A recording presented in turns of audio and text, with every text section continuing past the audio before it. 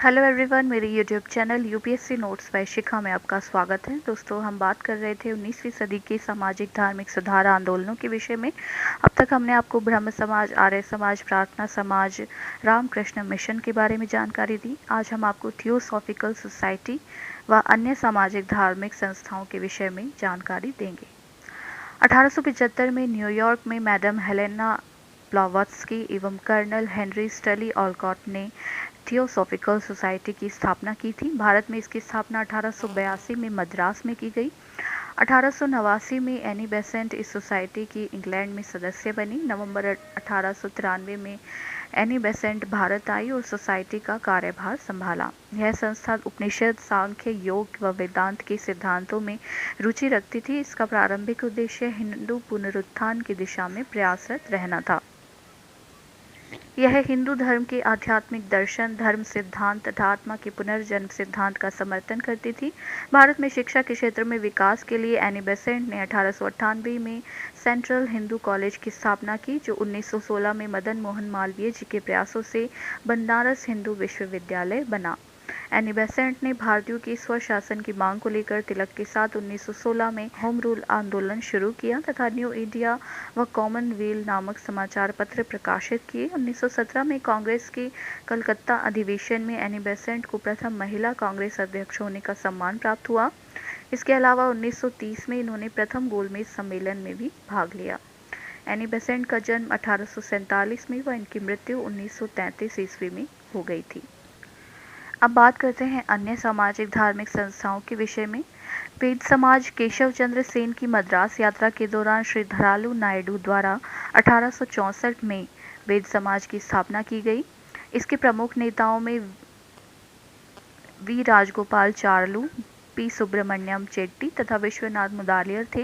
इन्होंने ब्रह्म समाज आंदोलन का प्रसार करने हेतु कलकत्ता की यात्रा की। बाद में मद्रास जाकर 1871 ईस्वी में उन्होंने वेद समाज को दक्षिण भारत का ब्रह्म समाज कहा। परमहंस मंडली की स्थापना 1849-50 में आत्माराम पांडुरंग ने बालकृष्ण जयकर और दादोबा पांडुरंग की सहायता से बम्बई में परमहंस मंडली की स्थापना की। जात पात तोड़क मंडल की स्थापना भाई परमानंद ने की। यह जाति व्यवस्था के भेदभाव के विरुद्ध स्थापित संस्था थी।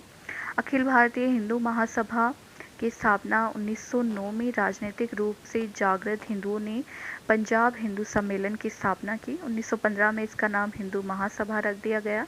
1921 में भारतीय हिंदू महासभा कर दिया गया तथा 1930 में वीडी सावरकर के नेतृत्व में हिंदू महासभा ने हिंदू राष्ट्रवाद का प्रतिपादन किया। राधा स्वामी सत्संग आध्यात्मिक आंदोलन के रूप में राधा स्वामी सत्संग की स्थापना 1861 में आगरा के एक महाजन तुलसी राम द्वारा, जो शिव दयाल साहब या स्वामी जी महाराज के नाम से प्रसिद्ध थी, इन्होंने की। मद्रास हिंदू संगठन 19वीं सदी के मद्रास प्रांत में दो हिंदू संगठन प्रमुख थे। 1892 ईस्वी में वीर शिलिंगम पंतुलु द्वारा स्थापित मद्रास हिंदू सामाजिक सुधार समिति, इसने एक सामाजिक शुद्धतावादी आंदोलन चलाया और तत्कालीन सामाजिक अंधविश्वासों और देवदासी प्रथा का कड़ा विरोध किया। दूसरा था एनी बेसेंट द्वारा स्थापित मद्रास हिंदू समिति। इसने राष्ट्रीय आधार पर हिंदू सभ्यता के आदर्शों के अनुरूप हिंदुओं का धार्मिक व सामाजिक उत्थान करना प्रमुख उद्देश्य था। बात करते हैं पायकोम सत्याग्रह के विषय में। यह एक प्रकार का गांधीवादी आंदोलन था। यह आंदोलन ब्राह्मणवाद के विरुद्ध तथा मंदिरों में प्रवेश को लेकर चलाया गया था। यह एजवा वर्ग के उत्थान की बात करता था। 19वीं सदी के अंत तक केरल में नारायण गुरु, एन कुमारन, टी.के. माधवन जैसे बुद्धिजीवियों ने छुआछूत के खिलाफ आवाज उठाई। श्री नारायण धर्म परिपालन योगम संगठन ने श्री नारायण गुरु के नेतृत्व में मंदिर में निम्न वर्ग के प्रवेश का समर्थन किया। मंदिरों में निम्न वर्ग के प्रवेश को लेकर सवर्णों के संगठन नायर सर्विस सोसाइटी, नायर समाज व केरल हिंदू सभा ने आंदोलन का समर्थन किया। नंबूदरियों यानी उच्च ब्राह्मण के संगठन योगक्षेम सभा ने भी इस आंदोलन का समर्थन किया। मार्च 1925 में गांधी जी की मध्यस्थता में त्रावणकोर की महारानी से मंदिर में प्रवेश के बारे में आंदोलनकारियों से समझौता हो गया। इस प्रकार यह आंदोलन शांत हुआ। तो दोस्तों, आज हमने आपको सामाजिक धार्मिक सुधार आंदोलनों के विषय में संपूर्ण जानकारी दी। अगर आपको हमारी वीडियो पसंद आई तो हमारे चैनल को सब्सक्राइब करें और बेल आइकन